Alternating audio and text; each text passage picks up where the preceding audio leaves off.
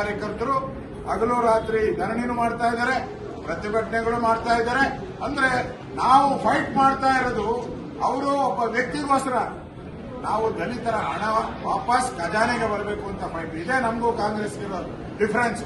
ಕಾಂಗ್ರೆಸ್ ಬೆಂಗಳೂರಿನ ವಿಧಾನಸೌಧದ ಕೆಂಗಲ್ ಹನುಮಂತಯ್ಯ ಪ್ರತಿಮೆ ಬಳಿ ಬಿಜೆಪಿ ಪ್ರತಿಭಟನೆ ನಡೆಸಿದ್ದು, ಸಚಿವ ನಾಗೇಂದ್ರ ಅವರ ರಾಜೀನಾಮೆ ಪಡೆಯುವಂತೆ ರಾಜ್ಯ ಸರ್ಕಾರವನ್ನು ಒತ್ತಾಯಿಸಲಾಯಿತು.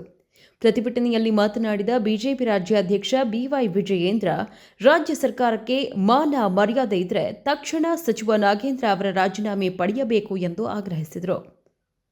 ಸದನದಲ್ಲಿ ಬರ, ಕೆಪಿಎಸ್ಸಿ ಹಗರಣ ಸೇರಿದಂತೆ ರಾಜ್ಯದ ಜ್ವಲಂತ ಸಮಸ್ಯೆಗಳ ಕುರಿತು ಚರ್ಚೆಯಾಗಬೇಕಿದೆ.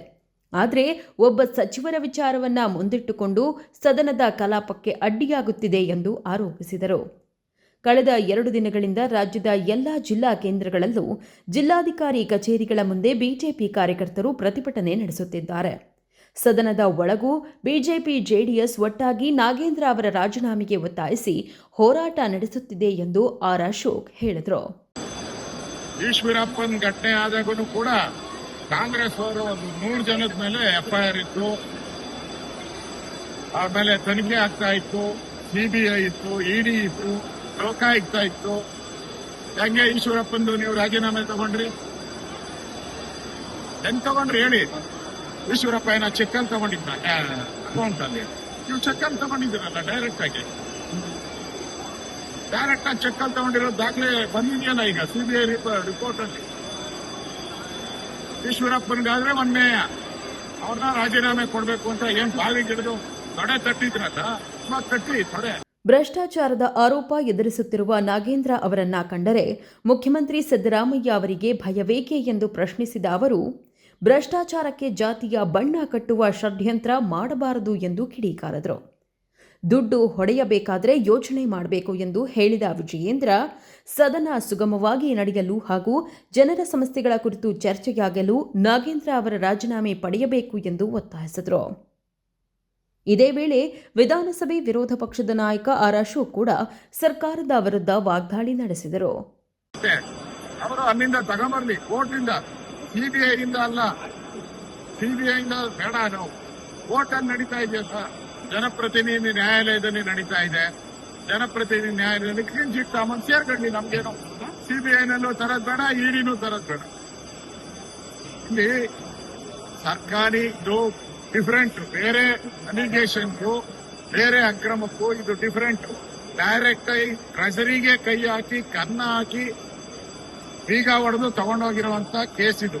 ಅದಕ್ಕೆ ನಾವು ಬಿಡ್ತಾ ಇಲ್ಲ. ಇದು ಎಸ್ಟಿಗಳ ಹಣ, ಪರಿಶಿಷ್ಟರ ಹಣ, ದಲಿತರ ಹಣ ನುಂಗಕ್ಕೆ ಬಿಡಲ್ಲ. ಇದು ನಾಗೇಂದ್ರನ ಪ್ರಶ್ನೆ ಅಲ್ಲ. ನಾವು ನಾಗೇಂದ್ರ ವ್ಯಕ್ತಿ ಪ್ರಶ್ನೆ ಅಲ್ಲ, ದುಡ್ಡು ಲೂಟಿ ಮಾಡಿದವ್ರ ಪ್ರಶ್ನೆ ನಮ್ದು.